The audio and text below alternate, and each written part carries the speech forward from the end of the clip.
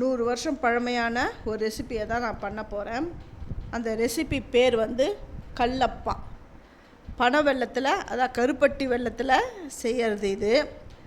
இந்த பனை மரத்தில் ஏறி அதில் கிடைக்கிற அந்த சாரில் தான் வெல்லம், அந்த கருப்பட்டி வெல்லம் காய்ச்சுவாங்க. அந்த கல் சாறில் செய்கிற அப்பம், அதனால தான் அது பேர் வந்து கல் அப்பம், கல்லப்பா அப்படின்னு பேர் வந்தது. இது வந்து ரொம்ப பேருக்கு இந்த ரெசிபி மறந்து போயிடுது. அதுவும் இல்லாமல் இதெல்லாம் கிராமப்புறத்தில் தான் ரொம்ப அதிகமாக காணப்படும். அதுவும் இல்லாமல் இப்போ அந்த கிராமப்புறத்தில் கூட அதெல்லாம் செய்யறதில்லை, எல்லாம் மறந்துடுறாங்க.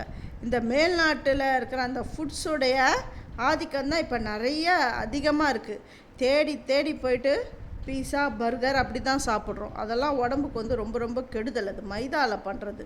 நீங்கள் வந்து கருப்பட்டி வெல்லத்தில் நீங்கள் செஞ்சு சாப்பிடுங்க. அவ்வளோ ஹெல்த்தி, அவ்வளோ சூப்பராக இருக்கும். அது நல்லா டேஸ்ட்டாகவும் இருக்கும். இதை குழந்தைங்களுக்கு இந்த மாதிரியான உணவுகளை கொடுத்து பழக்கப்படுத்துங்க. நம்ம பாரம்பரிய உணவான, அதாவது மறந்த உணவுகளில் என்னுடைய சேது சித்ரா கிச்சனில் நான் போட்டிருக்கேன். அடிசல், தில்லட், கல்லப்பா, இந்த மாதிரிலாம் நான் போட்டிருக்கேன். அதை நீங்கள் போய் பாருங்கள். எல்லாமே உடம்புக்கு நல்ல ஹெல்த்தானது தான். அதுவும் நம்ம தாத்தா பாட்டிங்க செஞ்ச அந்த ஸ்வீட் ரெசிபீஸ் தான் நான் போட்டிருக்கேன். நீங்களும் அதை செஞ்சு நீங்களும் சாப்பிடுங்க. உங்கள் குழந்தைங்களுக்கும் அதை பழக்கப்படுத்துங்க. அப்புறம் கல்கோனா, நான் கல்கோனா ரெசிபி இனி வர வீடியோவில் நான் வந்து அப்லோட் பண்ணுறேன். இதோடைய கிளியர் டீட்டெயில்ஸ் வேணும் அப்படிங்கிறவங்க என்னுடைய சேது சித்ரா கிச்சனில் போய் பாருங்கள். இந்த வீடியோவுடைய கிளியராக நான் எக்ஸ்பிளைன் பண்ணியிருப்பேன். நீங்கள் அதை பார்த்து உங்கள் வீட்டில் செய்யுங்க.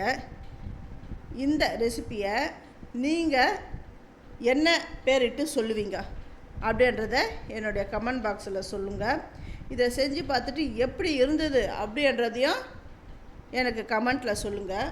உங்களுக்கு பிடிச்சிருந்தா இந்த ரெசிப்பியை நீங்கள் உங்கள் ஃப்ரெண்ட்ஸுக்கும் நீங்கள் ஷேர் பண்ணி விடுங்க. இதுக்கு வந்து நெய் வந்து ரொம்ப தேவைப்படாது. மிஞ்சி போனால் ஒரு 1.5 ஸ்பூன் தான் நெய் தேவைப்படும்.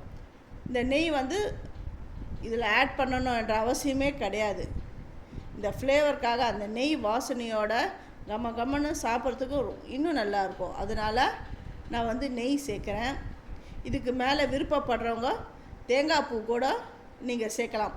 தேங்காய் பூவும் ஏலக்காவும் நல்லா மிக்சியில் நல்லா அதை திருகி இதில் போட்டு நீங்கள் சாப்பிட்லாம். தேங்க்யூ.